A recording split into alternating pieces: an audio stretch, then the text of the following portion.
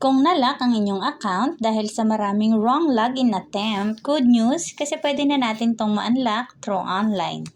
Sa step na to, hindi tayo gagamit ng Virtual Pag-ibig application o yung Pag-ibig app. Kailangan nating mag-open sa kanilang official website. Mula sa Google search, hanapin mo ang pag-ibigfundservices.com. Tap Login, tap Continue, at mula dito sa login page, hanapin mo itong unlock account. So, itap mo lang yung unlock account. And then, i-enter mo lang dito ang iyong email address and then click submit. And then, you will receive an OTP mula dun sa iyong registered mobile number.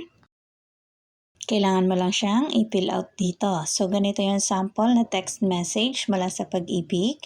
At i-fill out mo lang to and then click confirm. So, sabi dito, you have successfully unlocked your virtual Pag-ibig account. Please check your email for instruction. So, pumunta ka lang sa iyong Gmail or sa iyong email account.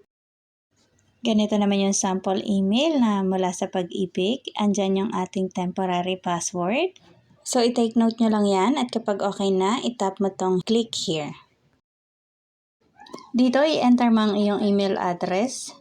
I-enter mo ang temporary password. Ito yung galing sa email. At dito, kailangan mong mag-create ng sarili mong password.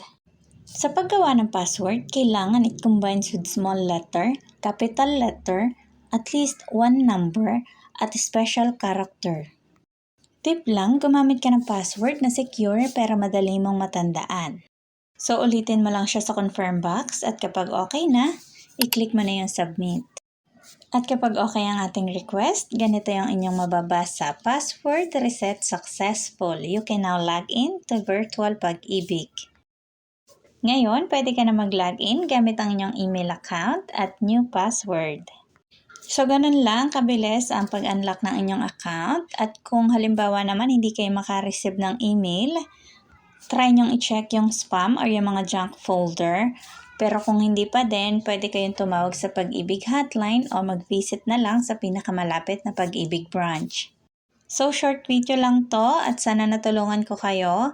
At kung gusto nyo pa ng mas maraming tutorial, pwede mong bisitahin ang aking YouTube account. See you!